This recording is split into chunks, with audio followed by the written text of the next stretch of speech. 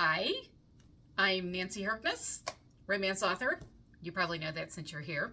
This is Writer Unedited, number 31, where I just sit at my writing desk with no special makeup or costumes, except for my silly headgear, and talk to you about what's going on in my writing life and my personal life, too. They get mixed up sometimes. If you have any questions, please put them in the comments. Also say hi so I know you're here. And Pam is here. Hi, Pam. Good to see you. Thanks for coming by.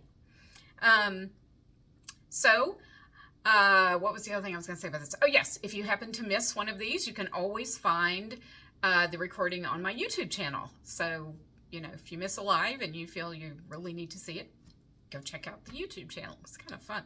I like going back and watching them every now and then. Sandra's here. Hi, Sandra. So good to see you. It's so nice to have people to talk to and to know who they are. Thank you for letting me know. Okay, so who's celebrating St. Patrick's Day? You having corned beef and cabbage? One of my very nice neighbors invited me over to have corned beef and cabbage with them, so I'm excited because I like corned beef. And they always say that on St. Patrick's Day we all have a little bit of Irish in us, but I actually do. My mother's maiden name was Cassidy, so there's the Irish for you. Kim says, we are. You're celebrating or you're Irish? Or both. Irish soda bread, my all-time favorite. I love Irish soda bread. I have to admit that before I moved up here to the New York area, remember I grew up in West Virginia, I had never had corned beef and cabbage or Irish soda bread. So these were wonderful gustatory discoveries for me, and I have been addicted to them ever since. Kim's having corned beef and cabbage. Yum! Yay! I have 4 viewers now. Who's the fourth person? Say hi. Excuse me. 5. Gosh. I need to do this in the evening, I guess. More people come. It's fun. So yeah, happy St. Patrick's Day, everybody. Hope you'll be wearing the green. Maybe even wearing silly headbands like me. So, I went through the Panama Canal, as I'm sure you all know, since I posted pictures. And I got my pin that says the Order of the Ditch. I don't know if you can see it with a ship.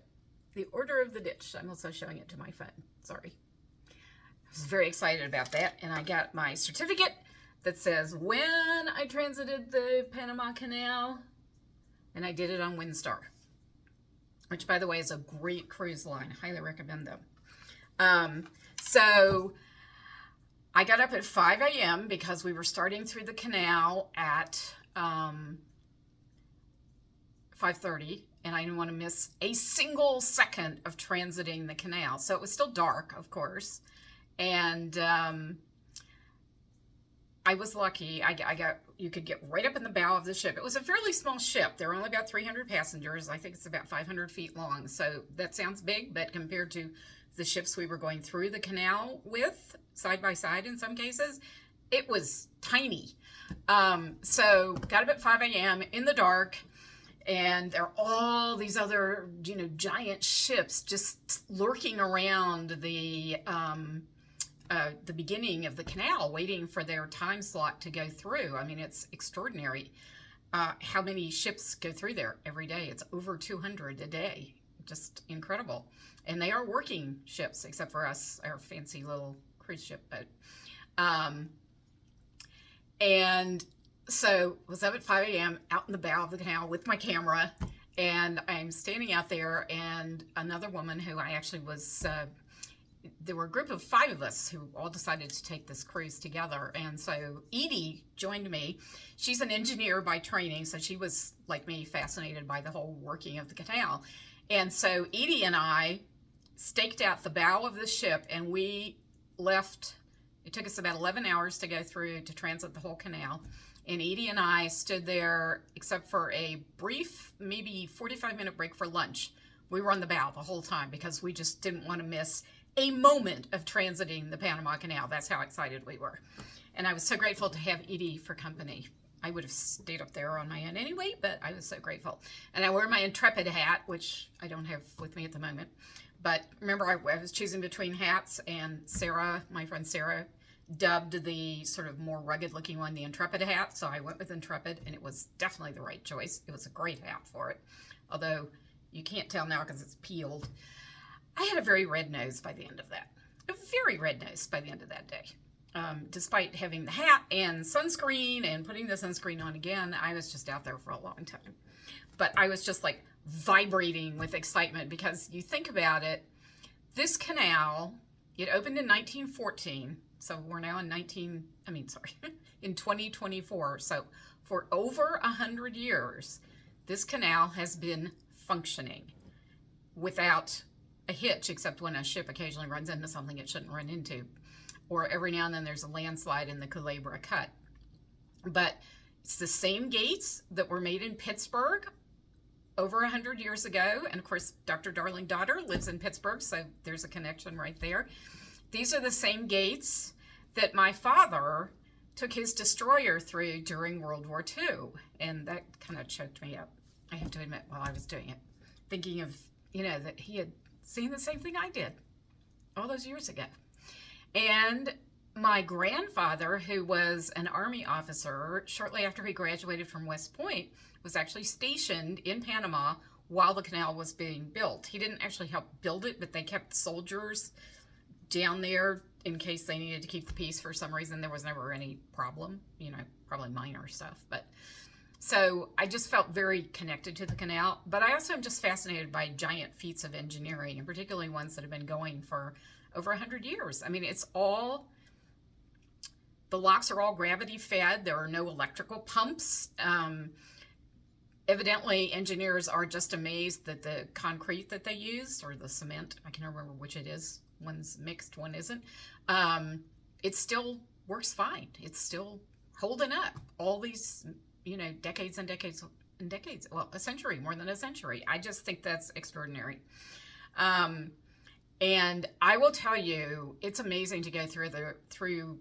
So we went through the smaller locks that are called the Panamax locks, because they build ships that fit exactly into the locks from end to end and side to side. And these ships, they're 1,000 feet long. They're almost 1,000 feet long.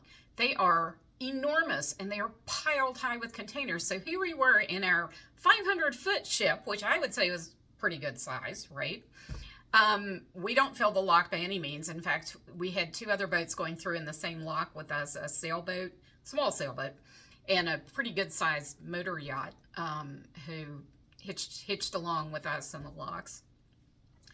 But right next to us would be this ginormous container ship that just towered over us. The deck piled high with tractor trailer containers, and end to end in these huge locks. It was just extraordinary, awe-inspiring. I was awed, truly was. I took more than 1,400 photographs. Not all of the canal, but the bulk of them were of the canal, because I was just fascinated by all this.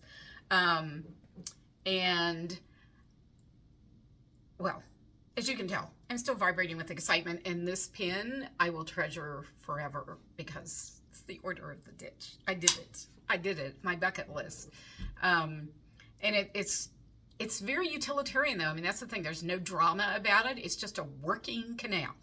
It's a working canal for giant ships. So numbers. So this fascinated me. We went to a presentation, and we asked how much it costs to go through the Panama Canal, because I have no idea. Well, it turns out that our cruise ship cost $162,000 to go through the canal. And it's usually based on like weight and size, but because cruise ships like to go through during the day, they pay a premium for that. Also, they're cruise ships, not giant freighters. So, they pay a little extra because of that. But the canal likes cruise ships, because cruise ships can say, we will be there at 5 a.m. on March 2nd. We guarantee it. And so then the canal can say, okay, we know you're going to be there. We're going to put you through during the day, because a lot of times you have to transit the canal at night. But not us. We got to see it during the day, which was way cool. However, if you're a big container, so the record amount fee, the record of fee for going through the Panama Canal until very recently was $1.2 million. A very, very large, heavily loaded container ship. $1.2 million. But as you may have heard, there's actually a drought in Panama, and so they're trying to conserve water, and they've reduced somewhat, not a ton, the number of ships that can go through every day, which means there are fewer slots. So they hold 2 slots open for every day. They don't schedule them ahead of time, so that like in the week before, shipping companies can bid on them to get their ships through if they buy the slot. And it's an auction. And recently, some shipping company really, really, really needed to get a ship through, and I would love to know what was on that ship. And they bid $2.8 million to get their ship through. Now, that's just to get the slot. They then had to pay the fee on top of that, which, was probably in the $800,000 to $900,000 range, depending on how big the ship was. I don't know. They didn't tell us that part. But, I mean, think about that. I would really love to know what was on that ship that they desperately needed to get through the canal at that moment. But it's just stuff like that. Just, as you can tell, I'm very excited. So, but we didn't just do the canal because, of course, that takes 11 hours. I'm just going to say hi to everybody here because we have some new people who've shown up. Yay. So Pam says, wow, you're from New York. Well, I live in the New York metro area. We're going to the Catskills for our first anniversary to a bed and breakfast. Oh, it's so pretty. You'll love that, Pam. You'll love it. It's gorgeous. I'm trying to think the last time I was in the Catskills. That was a while ago, but it's quite beautiful. I hope you have a wonderful anniversary and that your bed and breakfast is fabulous. Betty Jo is here. Hi, Betty Jo. So good to see you. Patricia's here. Yay, Patricia. I love your hi. And Olga. Hello, Olga. So good to see you. Oh, this is fun. We have lots of people. I love this. Okay, so that was me in the canal. But then we went to, we bopped around. Well, actually, I'm going to sort of do this backwards. We went to several of the islands along the coast of Panama, the Caribbean coast of Panama, because we actually went from Panama City, which is the Pacific side of the canal, through to Colón, which is the Caribbean side or the Atlantic Ocean side, depending on how you like to call these things. And the weird thing is, I always thought of the canal as going from west to east because Pacific to Atlantic, right? It actually goes from southeast to northwest because Panama doesn't run north-south. It runs east-west, more or less. I mean, that part of the isthmus of Panama runs east-west. So you're actually going from south to north, weirdly enough, although it's diagonal. But you're also going from east to west, which just seems completely counterintuitive, going from Pacific to Atlantic. But that's actually what we did. Got to look at a map, right? But we went, I'm going to come back to the islands in a minute, because the other place we went that I was not expecting, it was just sort of a throw-in. In fact, we were supposed to go someplace different, and I can't remember where it was now, and they changed it. We went to Cartagena in Colombia. I knew nothing about Cartagena, I have to admit. But it turns out it's a very, very old city. 1400s, late 1400s, it was, the Spanish landed there. And it became their main port for shipping New World gold back to the Old World. And so it got attacked a lot by the British, by the French. Sir Francis Drake sacked it at one point. Pirates attacked it. So the Spanish spent a ton of money on fortifying it. And a lot of time, too, and a lot of slaves, of course, sadly. And a lot of those fortifications are still there. A lot of the wall is still there. And then there's the huge Fort San Felipe. It's a very interesting city. It's very hot, very, very hot, but a really interesting city. We had a lot of fun touring around that. And the second day, we spent 2 days there. And the second day, we went to the National Aviary. And, you know, South America has gorgeous birds, you know, beautiful colors. And there were parrots and loros and cool owls and an Andean condor. Those things are huge. A harpy eagle. Those are the scariest looking birds ever. But a lot of the parrots and some of the more native birds, they were just loose and they would just fly around you as we walked through. Not in an enclosure or anything, and they were just gorgeous, and they would just perch on the railing right beside you. I mean, one little pigeon came over and sat right beside me, and you know, doves are very tame in general. They're very used to living with people. And I literally reached out and patted him. I mean, I thought he would leave, but no, he let me pet him. It was amazing. I like birds.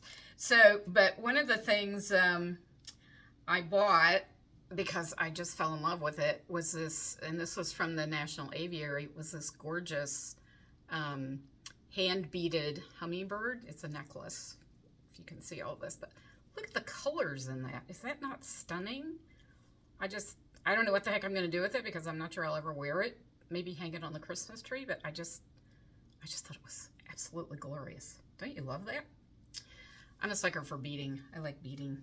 And it's handmade. So back to the islands that we visited off the coast of Panama. So there's an indigenous people who lived here before the Spanish came and did their thing, called the Guna. And actually they still live there, and they have formed a province. It's called an indigenous province. It's along the coast of Panama, and then there's an archipelago of islands called the San Blas Islands, although they've also renamed those the Gunayala, because Gunayala is the indigenous province. And the women of the Gunayala make something called molas, M-O-L-A, which are beautiful hand-sewn panels. So they used to, their origin was actually painted designs. They would paint designs on their bodies, and then after the Spanish came, they wanted them to wear clothes, so they started making the clothes in the same designs as they used to paint on their bodies. And I'm trying to think what else. So they don't sell them as clothes anymore, or clothes at all, because they're sort of part of their culture, but they sell panels of it, and they're handmade using a reverse applique technique. They sew several layers of fabric together, and then they cut them away and then turn them under and stitch them. I don't know anything about sewing. It sounds incredibly complicated to me. But they sell these beautiful panels on this island. We went to visit an island. We had a beach barbecue. It was called Aroma Island, which I don't think means anything about the smell. I'm sure it's something in Spanish. I don't know. Had a fabulous beach barbecue, gorgeous clear water, and then just in the Guna danced for us in their costumes and with their native instruments, which was incredibly cool. And then there were just clotheslines after clotheslines after clotheslines of these molas. So of course I went shopping, and I'm going to show you just a few of them. These are all gifts except for one that I bought for myself, but I thought you'd like to see what a mola looks like. All right, I have to see if I'm getting this in the right place. Can you see it? So you see it's layers of fabric appliqued and then stitched. So that's one. This one I bought actually to keep for myself, because as you can tell, I love hummingbirds, and I just thought the colors in this were so cool. This I am giving as a gift. Hopefully the person I'm giving it to is not on Facebook to see it. But see, this is a more geometric version. So they do representational ones, they do geometric ones, but you can see all these gorgeous colors. And then I like hummingbirds. So more hummingbirds, aren't they gorgeous? I just love these. So I had a lot of fun shopping for molas. So who else is here? Oh, we got lots of people. Diana, hi. Beautiful, right? Kelly, so good to see you. We got Patricia, Kelly. Sorry, I'm trying to move up my comments so I can see everybody. Facebook is so difficult to work with sometimes. Kelly. Okay, I think I got everybody. Thank you all for coming. This is a lot of people. Sandra says a lot of handwork. Oh yeah, so much handwork. And these are tourist molas. They're relatively inexpensive. So they're not the finest work, but the ability to make a really beautiful, outstanding mola is a source of status among the Guna women. And it's just spectacular. I just love it. You know, and they come in all different styles because, of course, they're art, essentially, and the women who make them are artists, and they all have their own vision of what things look like and what kind of patterns they want to make. So it was very cool. So back to real life. Oh, well. It's not that terrible.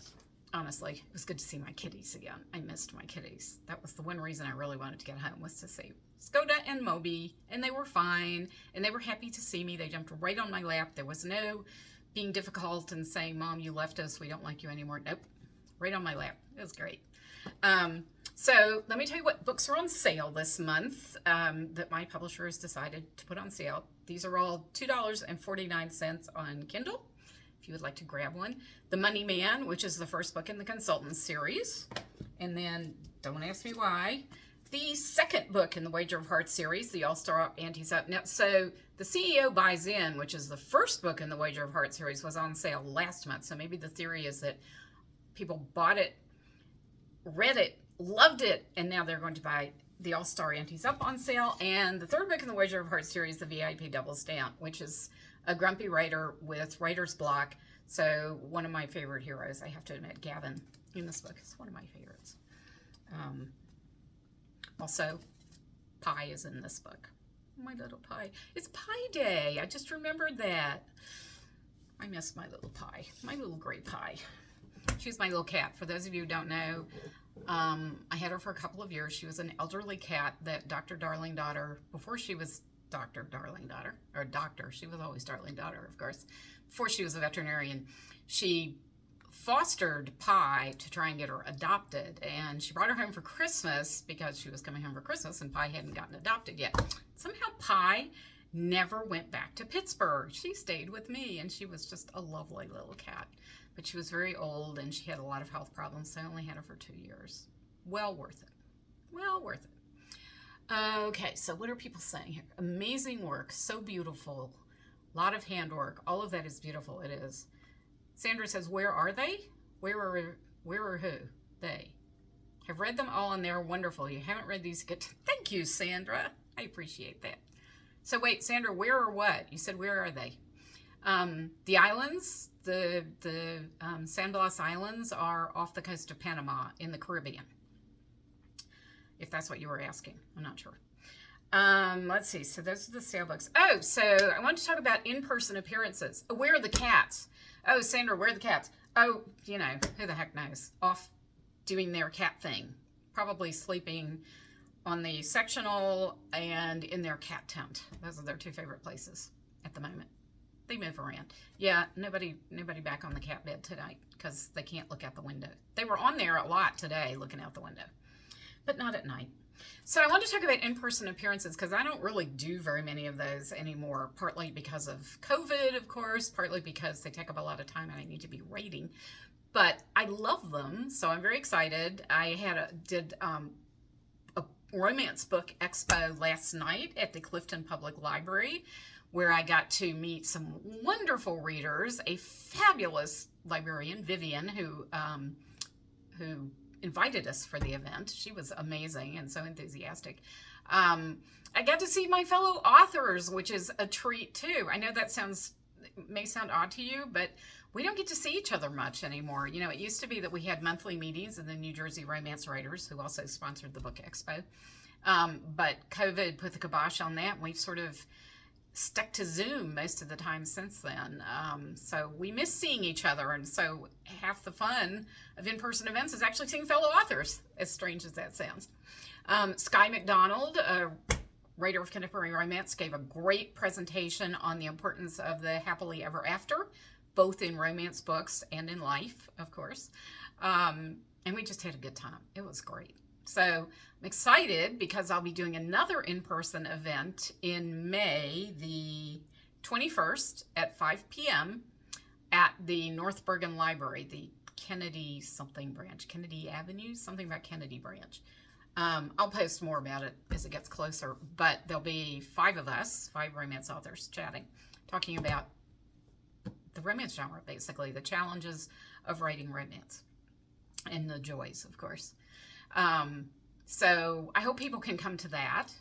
And then the big reader event I'm doing, which I'm thrilled about because it's my first time, is what's called RAGT, which means Reader Author Get Together, which is run by the amazing Laurie Foster. And I'm really excited to be going to that for the first time. It's just outside Cincinnati, where I've never been. And that is June, I didn't write it down, June 6th through 8th, I'm pretty sure. I'll also post about that. So any of you folks in the Cincinnati area, hope you'll come. There are book signings that are open to the public, so I'll be signing on Friday of that weekend. So I'd love to see you there too. And I'm doing what's called a boardroom, where we're going to be decorating crowns, right? Because of Royal Kaleva. I think that'll be a lot of fun. I'm psyched. So what else? Yes, back to real life means back to work. So my editing update. I am editing Luis's book Like a Fiend again. I just finished, well, no, that's not true. I'm still working on editing chapter 13 because it's taking a lot of ripping and tearing, because my very brilliant editor very correctly said there's an event that takes place in that chapter that she feels takes place too soon. So I'm having to take all those little threads out and then stitch it all back together. So it takes a while. So just in case you're wondering, chapter 13 is about 40% of the way through the book. So I've got another 60% to edit. And unfortunately, it gets harder as I go along because more needs changing toward the end. So it's going to go slowly. But the truth is, this will all make the book much better because, unfortunately, I agree with virtually everything my editor said. It's bad when that happens, right? I can't even argue with her. Oh, dear. She's very good at her job. That's why she's my editor. So I think that's all I have to talk about. I've been blithering along a long time. I'm sorry about that, guys. Didn't mean to talk so much. Does anybody have any questions? Patricia says, I wish. You wish you could come to Cincinnati? I wish you could too. Why don't you? I just booked my plane flights there, actually. And what else was I going to say? I also just booked my hotel for my daughter's wedding in 2025. Seems incredible, right? I talked to her today, and they've been interviewing photographers, and they think they've picked one, so it's all good. Yeah, and they're renovating their kitchen in her house in Pittsburgh. But it hasn't started yet. So she has a very busy schedule, Dr. Darling Daughter, plus working, of course. Yeah, I remember when I was young and I could do all those things at the same time. Now I'm lucky I can edit a book, right? Okay, guys, so if there are no questions, I will say good night and thank you for coming. It was a pleasure having you. And let me just turn this off.